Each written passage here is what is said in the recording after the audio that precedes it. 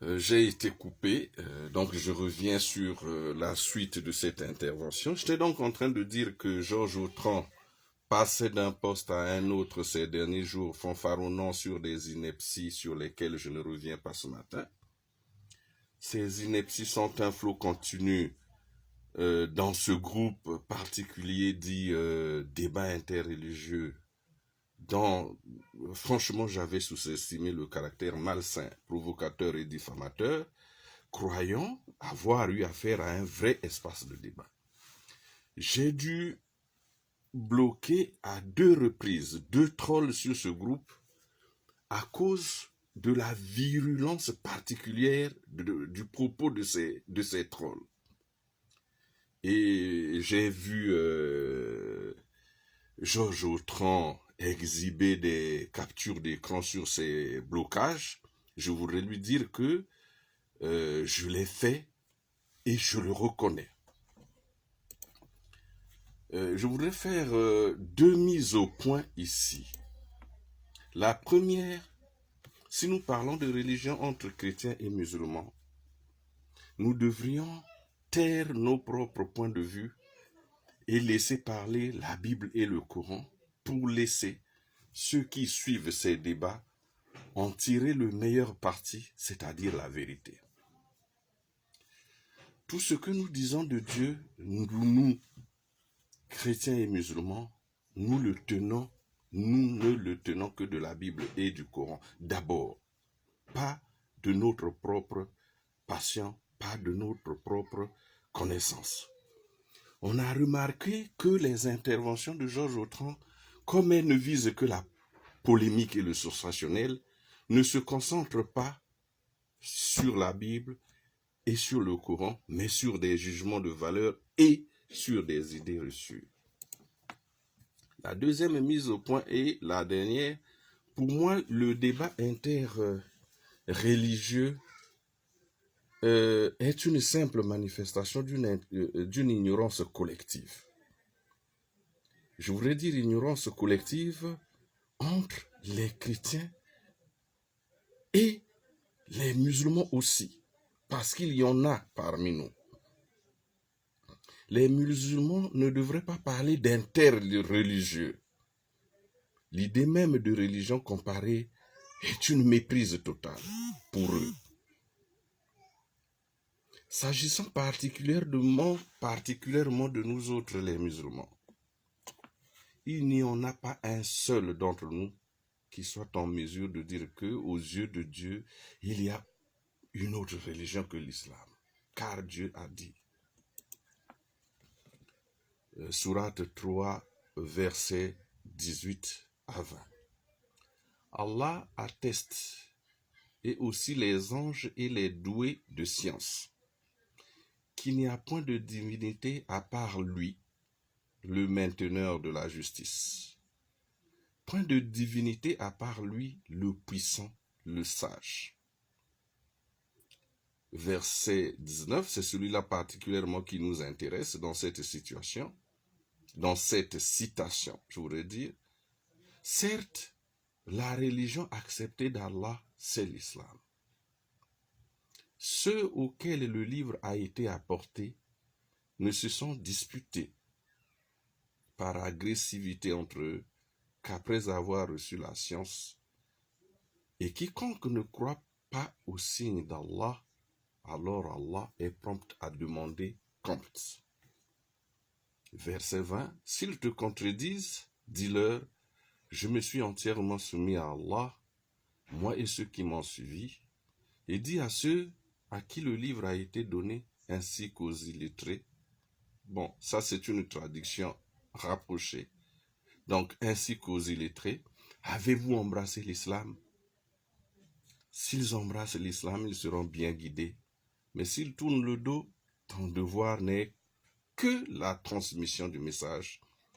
Allah, sur ses serviteurs, est clairvoyant. Je répète, il s'agissait de la sourate 3, versets 18 à 20. Dans la même sourate, Dieu dit, au verset 86, « Et quiconque désire une religion autre que l'islam ne sera point agréé et il sera dans l'au-delà parmi les perdants. Je voudrais dire que si un de nous autres musulmans conteste ce que je suis en train de dire là, à savoir que si nous parlons d'interreligieux ou de religion comparée, il s'agissait d'une méprise de notre part, il n'a qu'à venir sur cette discussion me dire qu'Allah n'a pas dit vrai et qu'il y a une autre religion aux yeux d'Allah nommée telle. La notion de dialogue interreligieux est donc un abus de plus de notre part parce qu'elle suppose qu'il y a, à part l'islam, la religion de Dieu, d'autres religions aux yeux de Dieu, ce que Dieu ne nous a pas enseigné.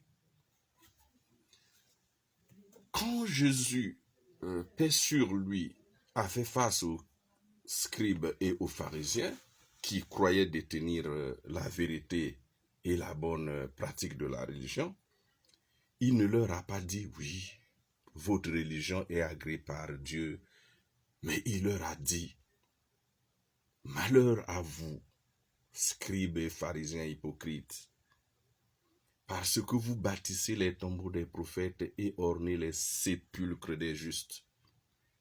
Et que vous dites, si nous avions vécu du temps de nos pères, nous ne nous serions pas joints à eux pour répandre le sang des prophètes. Vous témoignez ainsi contre vous-même que vous êtes les fils de ceux qui ont tué les prophètes. Comblez donc la mesure de vos pères. Comblez donc la mesure de vos pères. Serpents, race de vipères, comment échapperez-vous au châtiment de la géhenne? Ce sont les paroles qui sont attribuées à Jésus dans Matthieu 23, 29 à 33. Pour l'islam, le dialogue avec le judaïsme et le christianisme a ses termes de référence qui sont clairement fixés dans le Coran. Qu'est-ce que ça veut dire? Ça veut dire que dans le Coran, Dieu a fixé le lieu de notre rencontre avec les Juifs et les chrétiens si nous voulons établir le dialogue avec eux. Il le dit dans Sourate 3 encore, verset 64. Il dit, il demande au prophète Mohammed, alayhi salatu wassalam, de dire, dis aux gens du livre, venez à une parole commune entre nous et vous, que nous n'adorions qu'Allah sans rien lui associer et que nous ne prenions point les uns les autres pour Seigneur en dehors d'Allah. Puis, s'ils tournent le dos, dites, soyez témoins que nous sommes soumis. Donc, Sourate 3, verset 64. Nous sommes dans ces débats, dans ces groupes, par dépit, mais aussi par devoir de pédagogie. Parce que nous ne pouvons pas laisser prospérer le mensonge et la calomnie. Nous sommes par dépit, mais il va falloir que je rappelle un peu à nos amis chrétiens pour expliquer, pour justifier ce défi. C'est dans leur livre, dans Proverbe 26, versets 4 à 5, où il est dit, ne réponds pas à l'insensé selon la folie, de peur que tu ne lui ressembles toi-même. Ça c'est le verset 4. Mais écoutez le verset 5. Réponds à l'insensé selon la folie, afin qu'il ne se regarde pas comme ça. Je reprends parce que c'est très important. Proverbe 26, verset 4 à 5. Ne réponds pas à l'insensé selon sa folie, de peur que tu ne lui ressembles toi-même. Réponds à l'insensé selon sa folie, afin qu'il ne se regarde comme sage. Bon, j'avoue qu'il y a une sorte d'incohérence entre ces deux versets. ne pas répondre à l'insensé selon sa folie, de peur de lui ressembler, mais quand même répondre à l'insensé afin qu'il ne se regarde comme sage. Bon, allons-y quand même. À présent, je vais répondre au fond du sketch de Georges Autran. J'appelle sa vidéo sketch. Je crois qu'il doit avoir la parfaite connaissance ou la parfaite compréhension de ce mot que j'utilise. Et donc, pour en revenir au sketch de Georges Autran, sa vidéo, il me demande simplement de lui donner la liste des commandements de l'islam. Et il dit une chose qui est la suivante. Il dit, bon, il faut me montrer un document, puisque vous dites que pour aller au paradis, il faut observer les commandements de Dieu. Donnez-moi une liste de ces commandements de l'islam qu'on remet à chaque converti pour lui permettre de les observer et d'aller au paradis. Moi, je m'adresse à Guy Autran. Je parle de Georges Autran, je parle de Guy Autran, mais pour moi, c'est le même personnage. Georges Autran, je croyais que tu pouvais encore servir à ce pseudo-débat interreligieux des thématiques qui le font voler haut. Mais je vois que tu n'en as pas les moyens. Et que, au contraire, tu tires ce débat vers le bas. Je dirais même dans le caniveau. S'il me fallait répondre directement à la question posée par Georges Autran, ça aurait duré au plus 2 minutes. Mais telle n'est pas ma méthode. J'ai rappelé ici, et je viens de rappeler, que notre posture dans ces groupes était une posture à vocation pédagogique. S'agissant des commandements de Dieu de façon générale, il faut rappeler aux uns et aux autres que l'homme les reçoit de Dieu, l'homme Adam les reçoit de Dieu dès qu'il est dans le jardin d'Éden selon la Bible et dans le paradis selon le Coran. Mis à part les tablettes reçues par Moïse, paix sur lui, portant sur les 10 commandements, tels que nous le dit la Bible, Dieu n'a donné nulle part dans la révélation qu'il a faite à ses envoyés une liste de ses commandements. La Torah donnée à Moïse, le Zabour donné à David, l'Injil donné à Jésus et le Coran donné à Muhammad, paix sur eux tous, constituent la révélation de Dieu destinée à l'homme et contenant des enseignements et des commandements pour que l'homme les observe et bénéficie de la grâce de Dieu au jour du jugement dernier. Ce jour-là, le jour du jugement dernier, ceux qui n'auront pas bénéficié de la grâce de Dieu iront en enfer d'où ils séjourneront éternellement. Ceux qui auront bénéficié de la grâce de Dieu iront au paradis d'où ils séjourneront éternellement. Donc c'est à l'homme de tirer de cette révélation-là qui est contenue dans la Torah, dans le Zabour, dans le Injil et dans le Coran, les enseignements et les commandements de Dieu. Comme on le sait, la Torah, celle de la Bible, Genèse, Exode, Lévitique, Nombre et Deutéronome, ne contient pas que les 10 commandements qui sont listés. Elle en contient un tas. Demander la liste de ces commandements pour l'islam, c'est donc faire preuve d'une véritable paranoïa, symptomatique d'une totale méprise ou d'une totale ignorance, non pas seulement de l'islam, mais de toute la révélation en général qui est enseignement et commandement. La révélation de Dieu est essentiellement enseignement plus commandement. Donc, c'est d'abord une question de culture générale.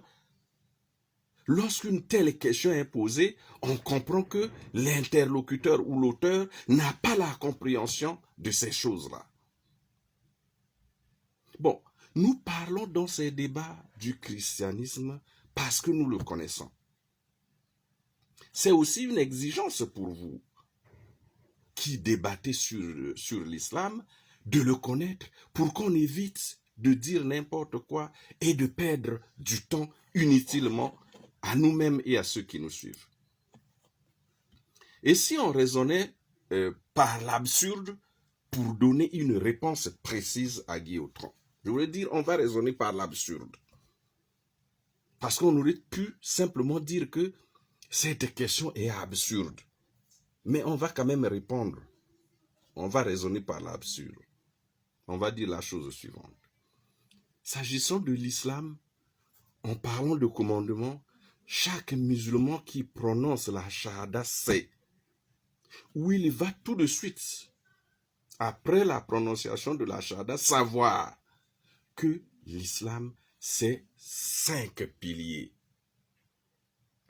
L'attestation de la foi, la shahada, la prière, donc les 5 prières quotidiennes, l'aumône d'al-zakat, le jeûne du mois de Ramadan et le pèlerinage de la Mecque. C'est le béaba pour tout musulman et particulièrement pour tout nouveau converti. Ce qu'il reçoit lorsqu'il vient de se convertir à l'islam, c'est qu'on doit lui dire que l'islam se base sur ces 5 piliers. Pas sur une liste qu'on lui remet comme ça pour dire, bon, voilà les commandements que tu dois suivre pour bénéficier du salut de Dieu au jour du jugement dernier. Les premiers bédouins convertis à l'islam n'ont pas eu besoin que qu'une liste de commandements leur soit remise à la prononciation de la shahada. Parce que ceux qui se sont convertis à l'issue de la première révélation de Muhammad alayhi salatu wa salam n'ont pas eu une liste de commandements qui leur a été remise. Ils ont récité la shahada. Ce dont ils ont eu besoin, c'est cette révélation qui a été donnée à Muhammad alayhi salatu wa salam de la part d'Allah et qui leur a été récitée jusqu'à sa mort. Je voudrais citer, comme la compréhension est faite de difficultés chez nos amis, que cette révélation, c'est le Coran. Donc, ces bédouins qui se sont convertis à l'islam dès le départ. Quand je dis départ, je parle de la révélation faite à Muhammad alayhi salatu wa salam, n'ont eu besoin que du Coran. Ils n'ont eu besoin à la suite que du Coran et de la pratique, donc de la tradition de Muhammad alayhi salatu wa salam. Au point où, avant de quitter les croyants, je veux dire avant de mourir, lors du célèbre pèlerinage dit d'adieu au mont béni d'Arafat, Muhammad alayhi salatu wa salam a eu ces paroles décisives.